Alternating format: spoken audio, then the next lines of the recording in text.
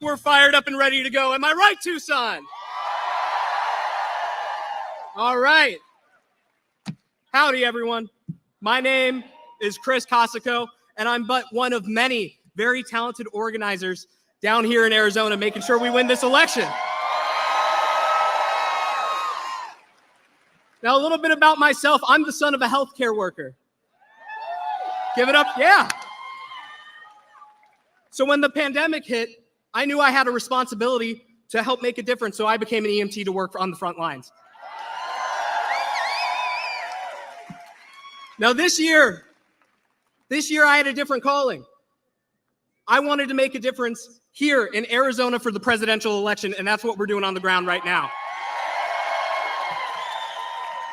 Now, I'm here today, and I'm organizing in Arizona because my generation needs and deserves leaders looking at our future.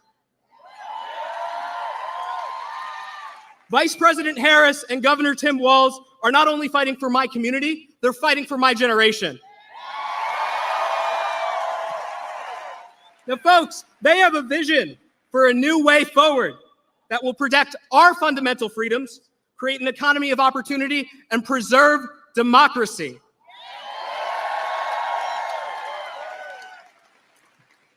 We already know that the vice president has been fighting for people like you and I. Meanwhile, though, Donald Trump would be, Donald Trump would be a disaster, not only for students, not only for young people, but all Arizonans who care about the future. Listen to this, listen to this.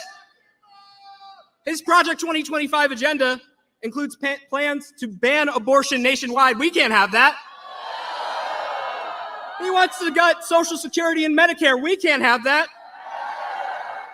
And economists agree his plans would cost Arizona families $4,000 a year. We cannot have that. Folks, the question is, do we want a criminal in office or a prosecutor? Do you want a candidate who is going to continue to grow our economy and bring jobs here to Arizona, or do you want a man in office who only looks out for his billionaire friends? I thought not. Folks, do we want Donald Trump? Or do you want to elect Vice President Harris to the presidency of the United States?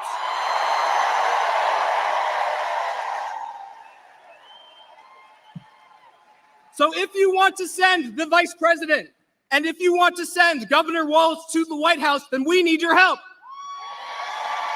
Folks, the time to vote is now. The election doesn't start on the 5th. It's happening right now. Check your watch. You can vote early in person at any voting location in the county. And if you plan on voting in person, y'all, bring your ID. Don't forget it. And we got to talk about voting by mail. We got to talk about voting by mail. It's easy, it's safe, it's effective. Follow the instructions on your ballot, complete it, and drop it off at a drop box, a polling place, or mail it over. Folks, we can't afford to delay. You need to make sure that your vote is counted. Get it in as soon as possible. But listen, y'all, the truth is, the outcome of this election depends on each and every one of us that are here today. We can't do this alone. Y'all, we have 18 days. We have 18 days to win. We have 18 days to canvass, to phone bank, to organize, to fight. And that's what we're going to do.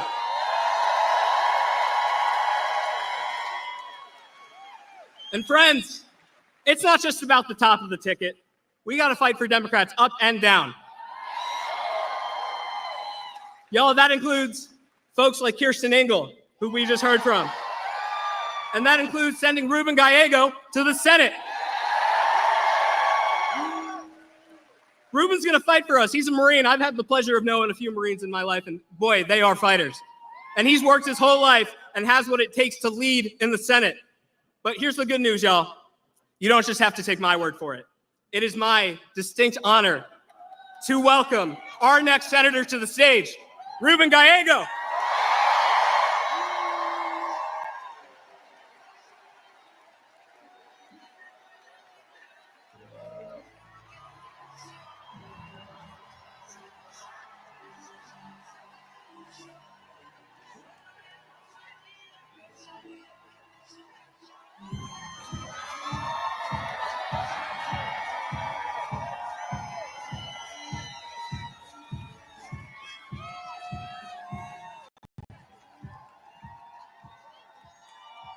Good evening, Tucson. Thank you for being here. It is good to be here with so many friends, longtime friends and supporters, and good Americans. For those of you that don't know me, my name is Ruben Gallego. I'm a dad, a husband, congressman, your next U.S. Senator, and a very proud Arizonan. But before Congress, I served the United States Marine Corps. There's always one. Rah! I enlisted to serve the greatest country in the world. The country that gave me and my family a chance, a shot. And those were some tough days. But the fight for my brothers in Lima 325 was worth it. And so is the fight that we are now engaged in. Arizona, we have 18 days until Election Day. 18 days until we change the world. And this excitement, this energy to have a better, brighter future for Arizonans together, juntos, unidos, we are ready to vote that way.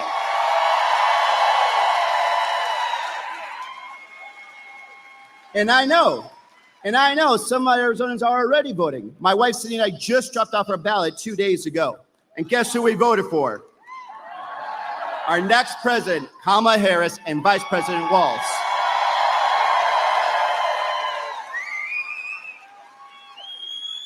But for you that have done it, that feeling of taking power, taking action to protect the future of our kids, to vote for the future of our kids, to make sure that they have something better, that have something to grasp onto, some belief and hope in the future that I had. That was one of the most powerful things that I have done. And I encourage you to continue to do the same thing. Protect our kids. Fight for their future by voting.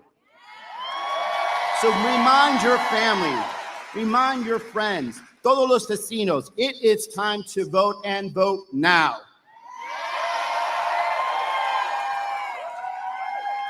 There is a lot at stake in this election. Cutting costs for our families, protecting abortion rights, and defending our democracy. All of that and more is on the ballot this year. Since launching our campaign, I spent the last 22 months, yes, 22 months, crisscrossing Arizona with the first campaign stop here in Tucson.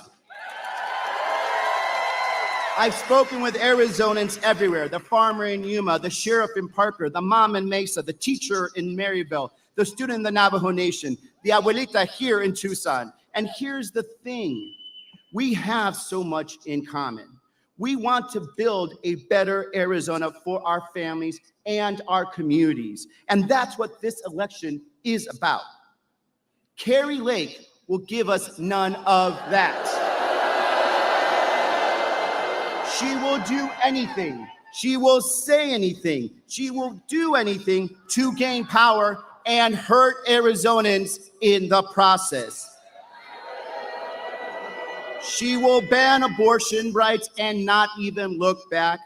She will put Medicare on the chopping block, and she has been very clear. She will block any logical border security bill and immigration reform bill that Arizona needs. This is someone who is still trying to declare herself governor after losing 2 years ago. Kari Lake is not looking out for you, but we are looking out for you. And I will make sure that your abortion rights are protected. You have a right and a future in this country. Because first and foremost, I am a Marine, and we never back down from a fight. So for my daughter, Isla, who deserves the same rights that her grandmother had, let's fight. For my mom, who worked so hard to put food on the table, keep us in the same shelter for 4 years, and send us all to college, let's fight for her. For my son, Michael, who deserves the brightest future I can give him, let's fight. In the Marines, we always said, if you fail to plan, you're planning to fail. So, please make a plan to vote. Mail back your ballot or drop it off in person. Make sure your voice is heard. And together, we can defeat Kari Lake.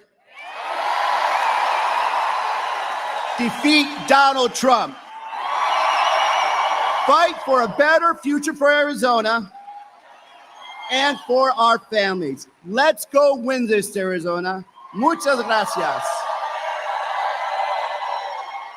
And with that, I am truly honored to introduce a man that requires no introduction. My friend, a fighter for families, one of the most dedicated public servants our country has known, the 44th President of the United States, Barack Obama.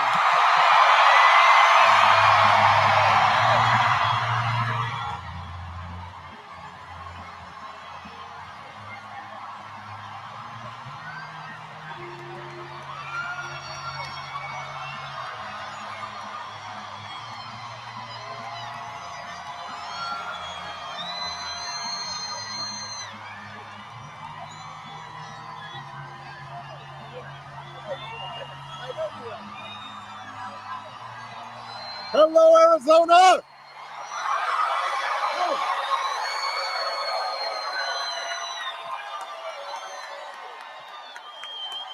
Oh.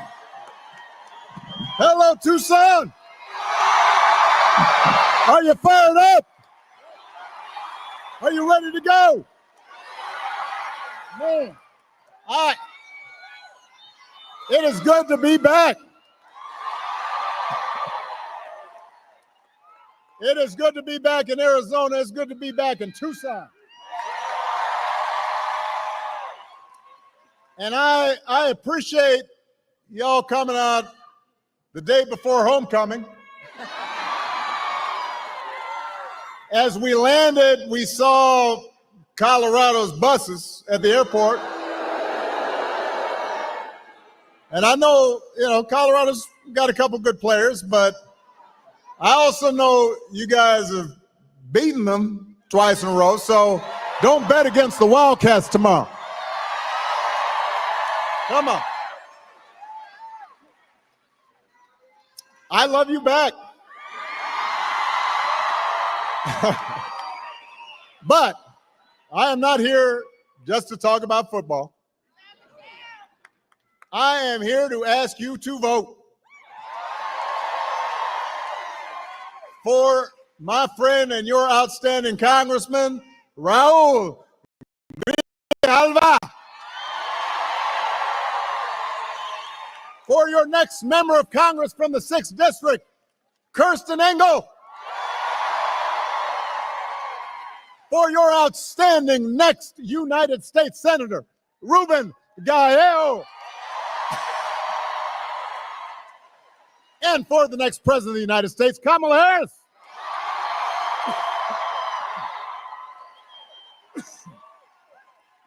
Now, before I get going,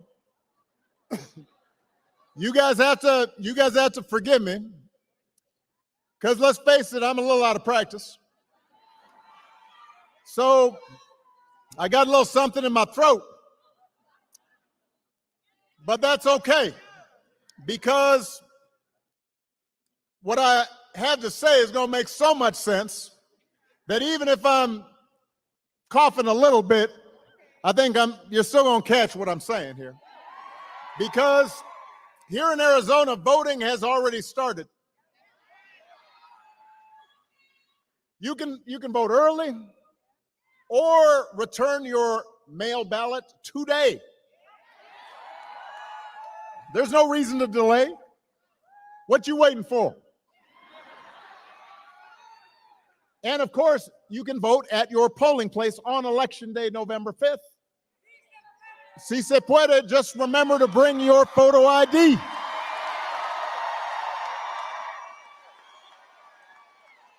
And I think, as Ruben mentioned, si se puede. But as Ruben mentioned, you need to make a plan. And if you've got any confusion, any uncertainty about what your plan is to vote, then you go to iwillvote.com/AZ. And then once you've got a plan, then you've got to make sure your friends and family make a plan to vote too. Because together we've got a chance to choose a new generation of leadership in this country and start building a better and stronger and fairer and more hopeful America. Now, we know this election is going to be tight.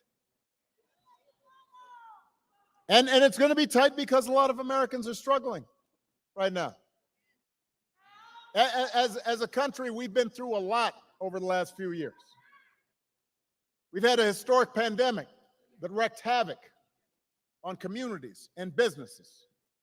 Disruptions from the pandemic then caused prices to spike, and that put a strain on family budgets. And in a lot of ways, it felt like the aspirations of working people have taken a back seat to the priorities of the rich and the powerful and the well-connected. So I understand why people are looking to shake things up. I get why sometimes folks are frustrated with politics. I'm sometimes frustrated with politics. So I get it. What I cannot understand is why anyone would think that Donald Trump will shake things up in a way that is good for you. That I don't understand. Because there is absolutely no evidence that this man thinks about anybody but himself. I've said it before. Donald Trump is a 78-year-old billionaire who has not stopped whining about his problems since he rode down that golden escalator 9 years ago. And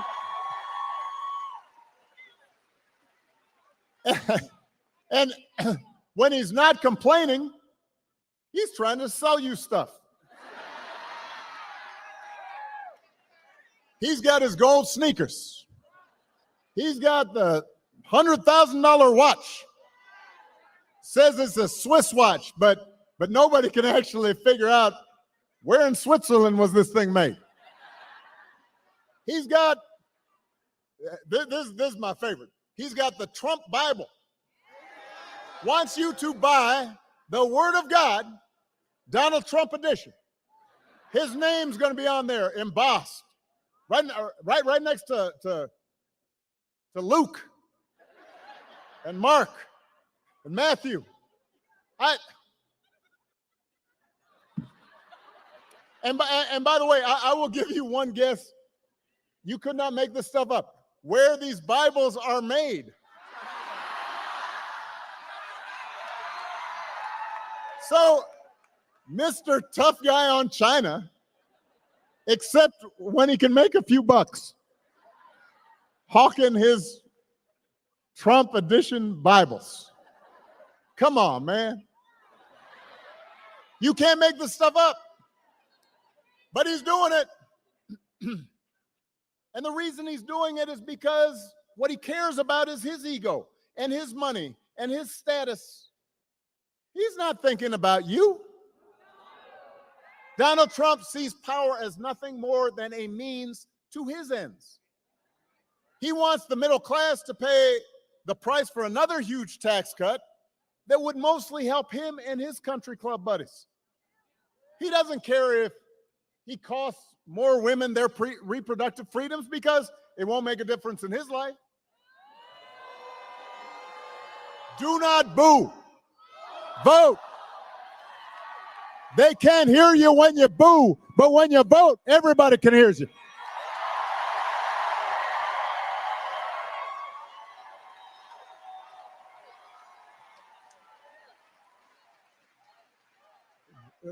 Vote.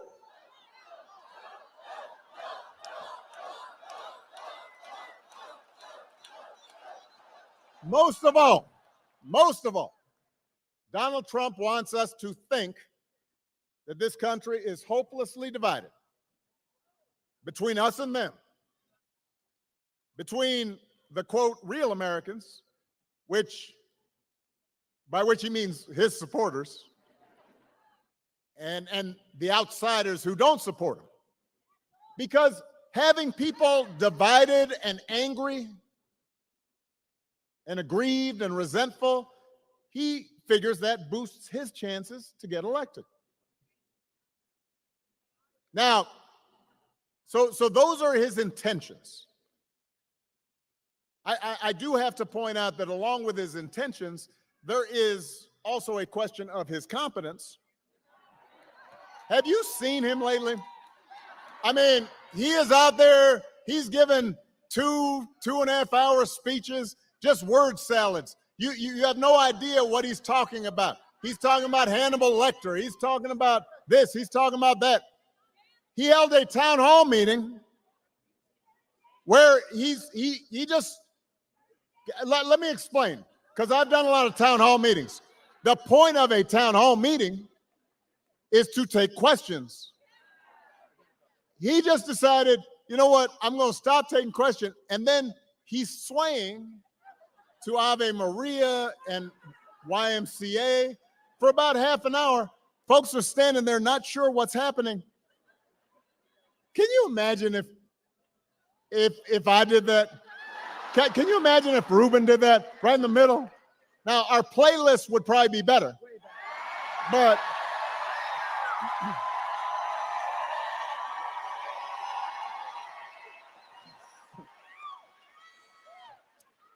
he called himself the father of IVF. I do not know what that means. You do not either. He said January 6th was a day of love. Do not boo, vote. It made January 6th sound like it was Woodstock. You would be worried if your grandpa was acting like this. No, I'm not joking. You would, right? You'd call up your cousins and you say, "Have you noticed?"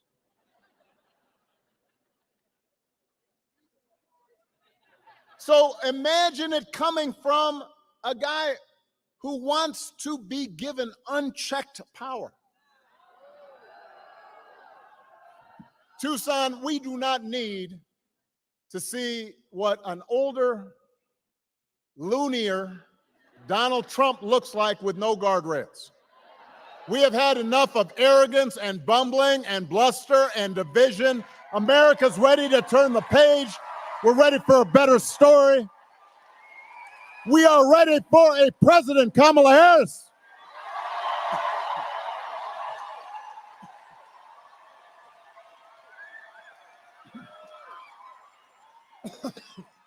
I warned you. I warned you. I gotta go ahead and chant that.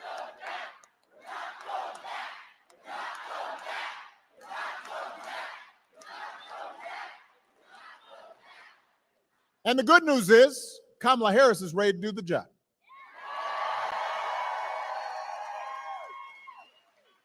This is a leader who has spent her life fighting on behalf of people who need a voice, who need a champion.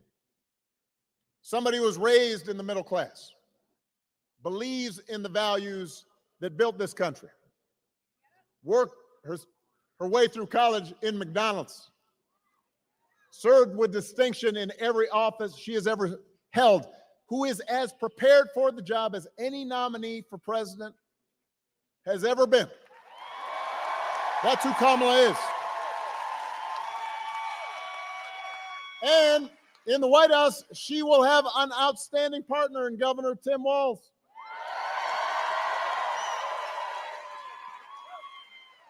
Love that dude. Tim's a veteran. He's a teacher. He's a coach. He's a hunter. Been a great governor, working with Democrats and Republicans to get stuff done. And I learned the other day, he can take a vintage truck apart and put it back together again, which is just cool. You think Donald Trump can do that? For that matter, do you think Donald Trump has ever changed a tire in his life?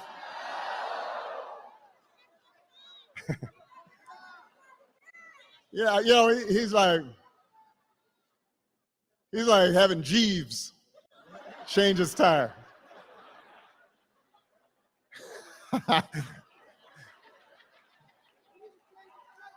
The point is, I was just picturing it. The point is, if you elect Kamala and Tim, they will not be focused on their problems. They will be focused on yours. They understand that too many folks, not just here in Arizona, but across the country, are still struggling to pay the bills. Even though wages are steadily growing, even though inflation's finally slowing, the price of everything from healthcare to housing to groceries, it's still too high, and it hurts.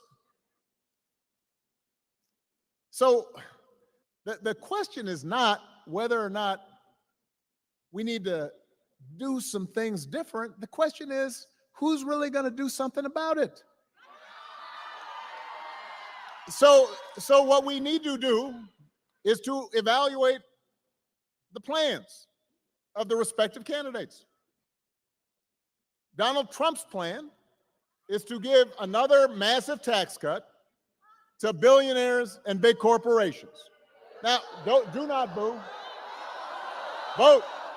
I am going to break you of this habit. Now, some people, because, you know, I'm having conversations around the country with folks as I go campaigning. And I'll hear some people say, you know, well, I remember the economy when those first 2 years with Trump, they were pretty good. And I say, yeah, it was good. Because it was my economy that I gave to him.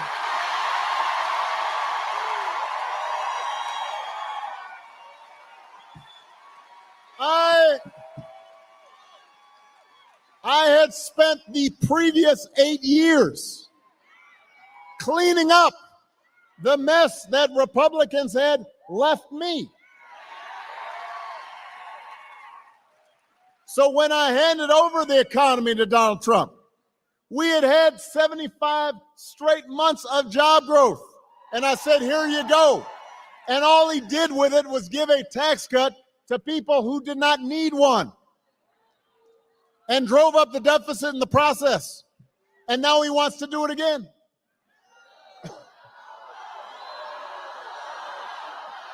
Now, wait. Now, in fairness, his other big economic plan is to slap tariffs on everything from food to TVs. Now, understand a tariff is any imported good. You just slap an extra cost on it. And if some other country's not playing fair in terms of trade, then you use it as a tool in your tool belt. But this is basically a Trump sales tax that could cost the average family almost $4,000 a year. This is not a plan to bring down prices. If you think prices are high now, Donald Trump's message is you ain't seen nothing yet. When it comes to health care, Donald Trump's got one answer, and that is end Obamacare. Get rid of the Affordable Care Act, even though 45 million people rely on it.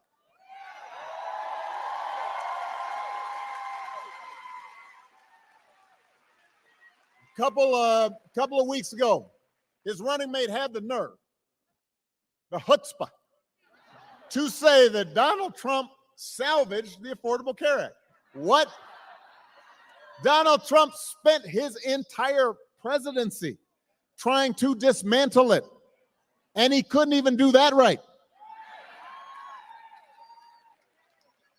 Thanks to John McCain, he didn't do it.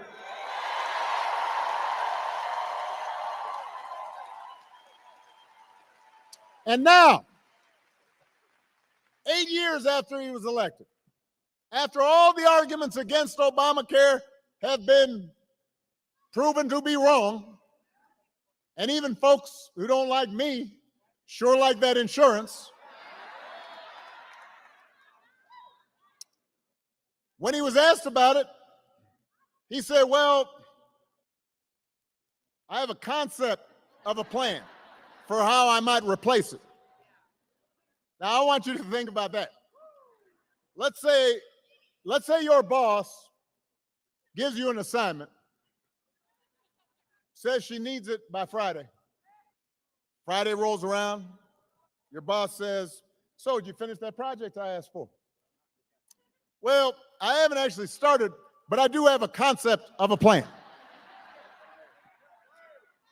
Students here at Arizona, you could try it with your professors.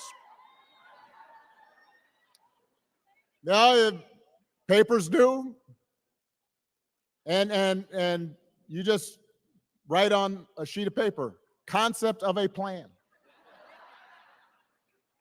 You could try it at home. Honey, did you do the dishes? I have a concept of a plan to do the dishes. Haven't done them yet.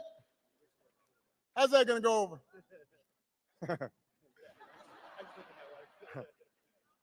If it wouldn't work for you, why should it work for the President of the United States? But the good news is that Kamala Harris does not have concepts of a plan. She has an actual plan to make your life better.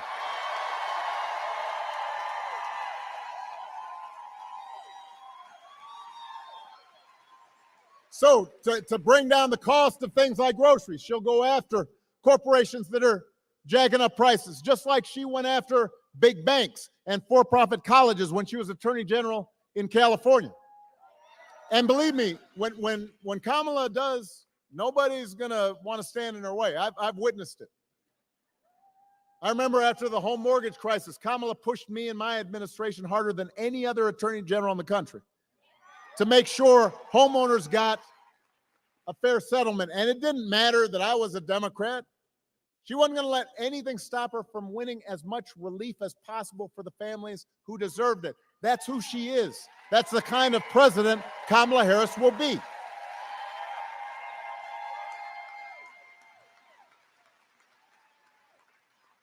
To lower housing costs, Kamala is going to cut red tape and work with state and local governments, as well as the private sector, to build 3 million new homes. Concrete plans. She'll give first-time home buyers up to $25,000 to help them with a down payment. Concrete plans. To lower health care costs. Kamala already worked with Joe Biden to take on the drug companies, bring down the cost of insulin, hearing aids, more than 50 prescription drugs. Ruben worked on that. He knows about it. And as president, Kamala will never stop working to limit out-of-pocket costs and protect your care. Concrete plans. That's who Kamala is.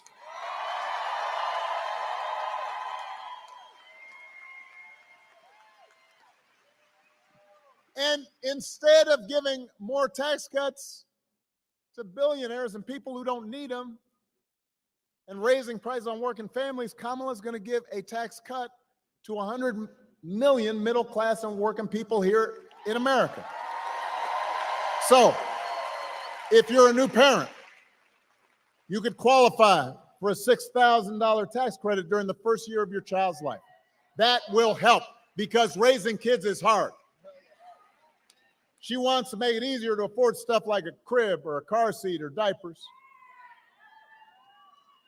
You think Donald Trump's ever changed the diaper? No. Jeeves, what is this?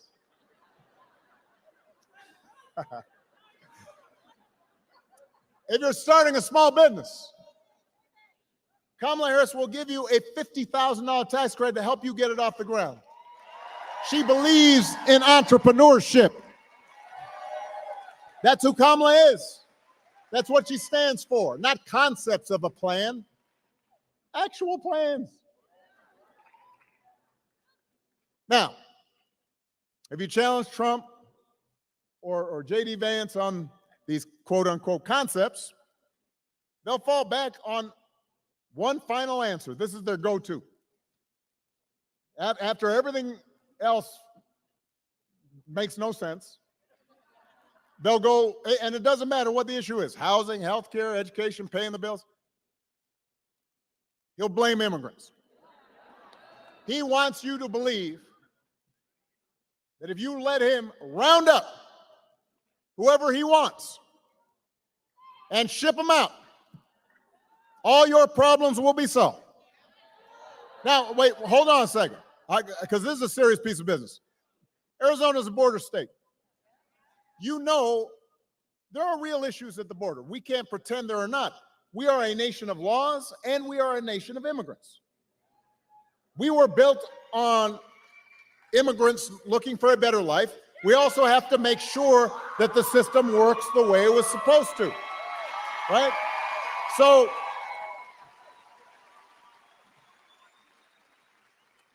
we have a real problem to solve. But remember, Donald Trump was president for 4 years. He likes to talk about Kamala being vice president 4 years. We remember you being president, buddy, for 4 years. And if rounding up and deporting millions of desperate people, many of them women and children, is the answer to everything, looks like we might need an EMT right in front here. Everybody bend your knees real quick, because sometimes when you stand too long, you get a little faint. She'll be all right. Just got to make sure, and drink something if you got it, all right? Good job, EMTs.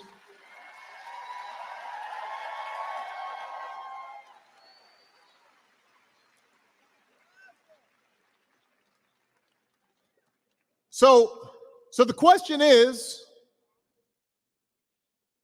why didn't he actually solve the problem when he was in power? Why was the number of undocumented immigrants basically the same when he left office as when he took office? I'll tell you why. Because he didn't have a real plan, and he still doesn't. What he had is talking points. What he had is a concept of a plan. And by the way, it was a mean and ugly concept.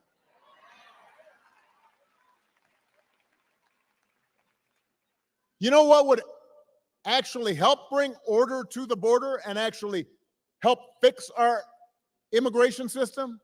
The bipartisan deal that Kamala Harris supported, even though it was written by one of the most conservative Republicans in Congress, and Donald Trump deliberately lobbied against it and told Republicans don't vote for it because he figured that if you passed it, he would not be able to engage in the same kind of fear-mongering that he's been doing. He cared more about winning an election than he did to actually solve the problem. Vote.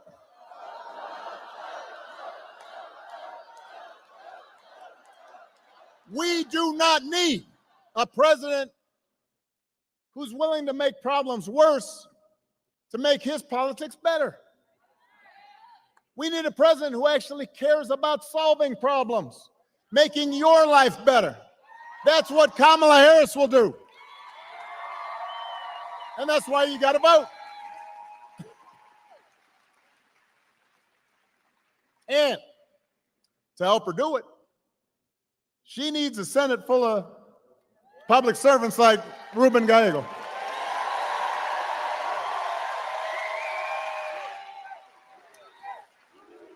Ruben.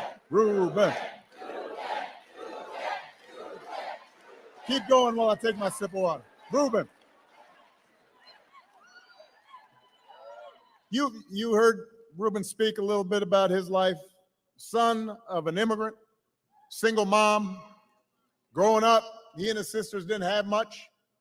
He worked construction, worked as a meat packer, anything to help his family. Later, he served in the Marines.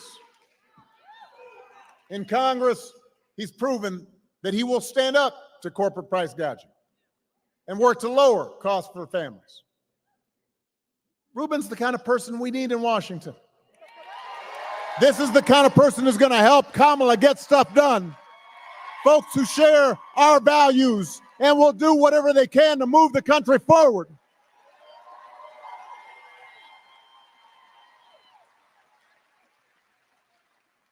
And him teaming up with Mark Kelly, man, that's a powerful 1-2 punch right there.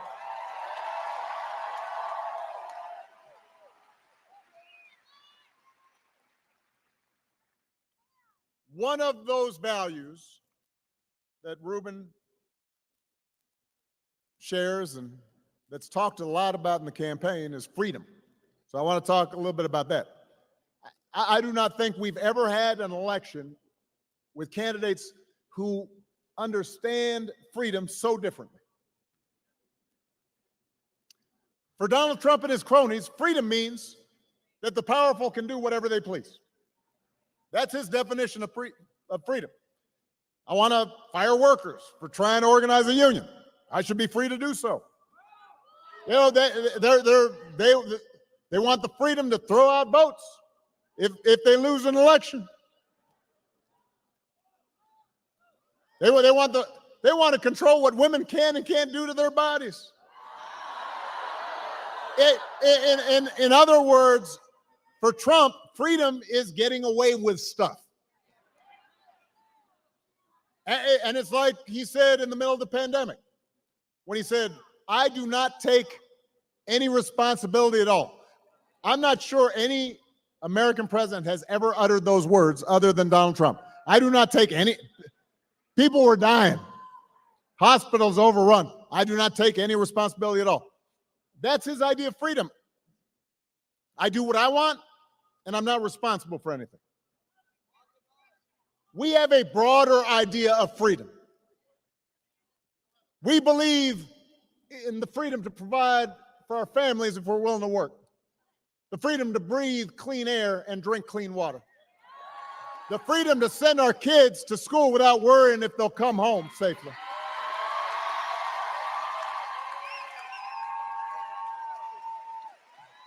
We believe that true freedom gives each of us the right to make decisions about our own lives, how we worship, who we marry, what our family looks like. And we also believe that freedom requires us to recognize that other people have the freedom to make different choices. And it doesn't make them bad people. It doesn't make them evil people. It doesn't make them enemies of the state. I mean, I listen to some of the language that's being thrown around.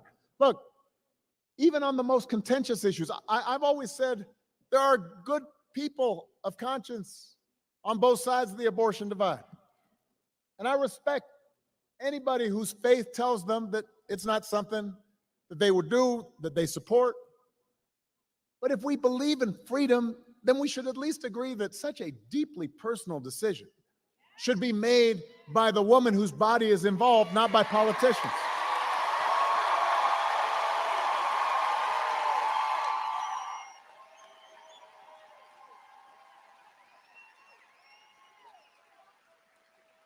and it's been fascinating to watch Donald Trump just try to tie himself into a pretzel on this issue, because he sees that what his party has been doing is unpopular. And so when he ran for president the first time, he said he would support punishing women who got an abortion.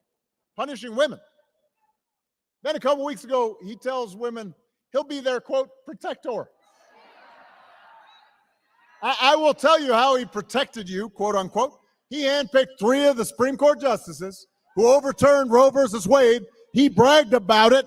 And now there are Trump abortion bans in 20 states, many of them with no exceptions for rape and incest.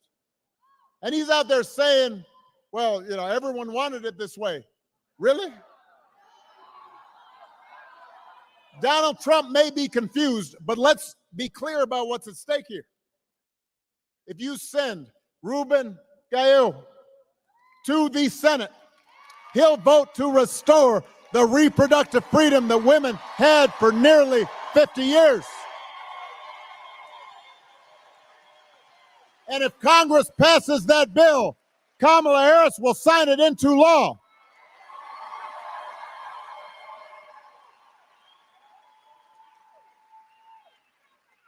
Because they understand freedom is about being able to make the right choice for ourselves and our families. And here in Arizona, you don't even have to wait. Abortion's actually on the ballot right here. You have a chance to vote yes on Prop 139 and put women, not politicians, back in control of their personal medical decisions.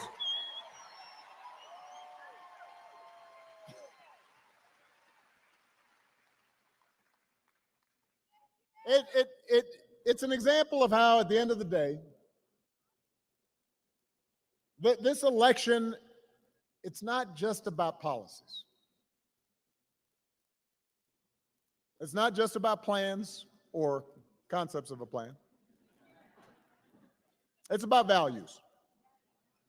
It's about who we are, how we treat each other, the example we want to set for our children and their children. It's about character. Some of you know that when I was growing up, I didn't have a father in the house. But I was lucky enough to have people around me. A stepfather for a time, my grandparents, teachers, coaches, and most of all, my mom, who taught me the difference between right and wrong, who showed me what it meant to have integrity and to be honest and to be responsible and to work hard and to treat other people the way I wanted them to treat me. And I suspect most of you grew up the same way. And as you know, I wasn't perfect right off the bat. And sometimes I didn't live up to those values and I made mistakes. And I tried to learn from them. And then as I got older, I continued to benefit from people who reinforced those values. And obviously my wife, Michelle, was one of those people.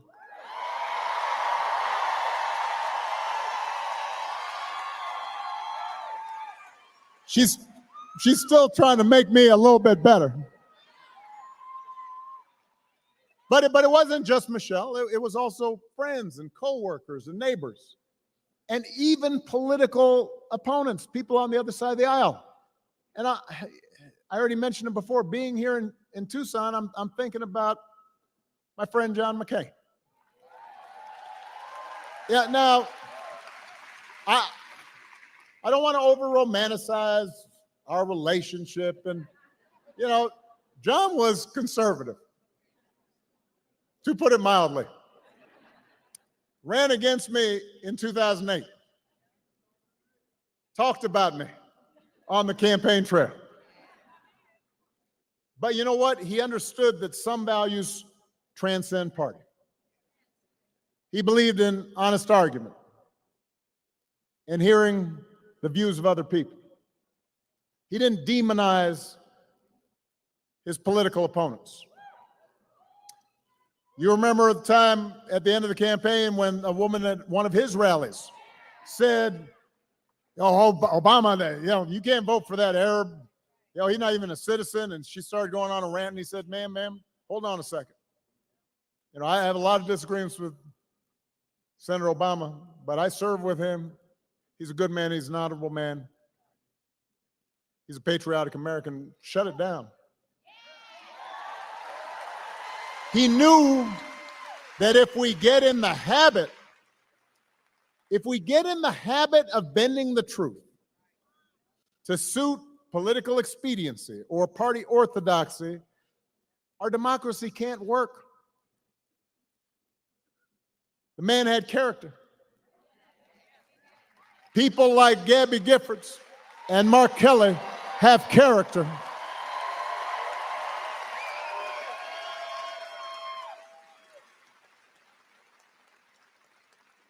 Your governor has character. Your mayor has character. That's what I think about these days. I think about this a lot because it's so different from what we see right now out of the Republican nominee. And increasingly, the entire party has just decided it's okay. I mean, one of the most disturbing things about this election and Donald Trump's rise in politics is how we seem to have set aside the values that people like a John McCain stood for. Values we were taught. A few weeks ago, we had one of the deadliest hurricanes in American history. And President Biden and Vice President Harris were down in North Carolina meeting with local officials and comforting families. And meanwhile, Donald Trump and his running mate were making up stories, circulating stories about how the Biden administration was withholding aid and not giving it to Republican areas and giving it to undocumented immigrants, just making stuff up. And even Republicans on the ground said it was a bald-faced lie. And there were real consequences to this. The other day, a man was arrested for threatening FEMA workers, emergency relief workers, because he believed some of those lies that were being spread. This isn't harmless. Yet people some workers have been forced to relocate because they're worried about their safety. People who were just trying to help. And you're trying to exploit that? Folks at their most vulnerable? It is shameful.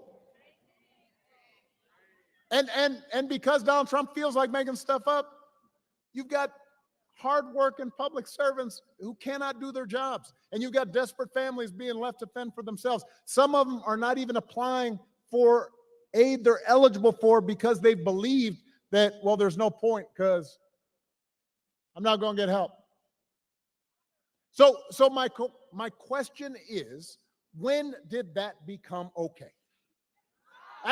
Look, just hold on a second. I really want to focus on this. No matter where you are on the issues, how could you go along with that? If your coworkers acted like that, they wouldn't be your coworkers for very long. If you had a family member who acted like that, just making stuff up, hurtful stuff, you might still love them, but you tell them you got a problem. And you certainly wouldn't put them in charge of anything. And yet when Donald Trump lies or cheats or bullies or shows utter disregard for our Constitution, when he calls service members like John McCain losers because they died in battle or were captured, when he calls fellow citizens vermin or the enemy within, people make excuses for it. They think it's okay, so long as their side wins. And I have to say, I've noticed this especially with some men.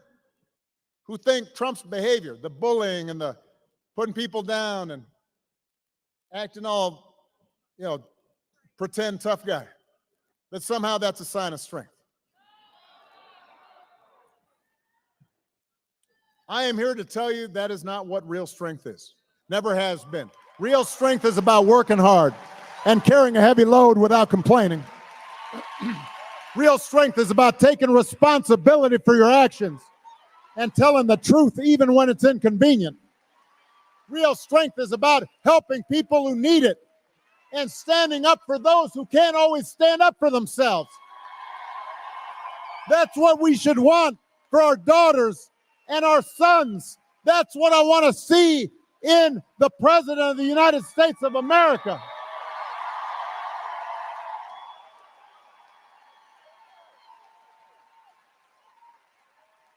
And the good news is that you have a candidate. You have candidates to vote for in this election who demonstrate character, who know what real strength looks like, who will set a good example and will do the right thing and leave this country better than they found it. And that is the choice in this election.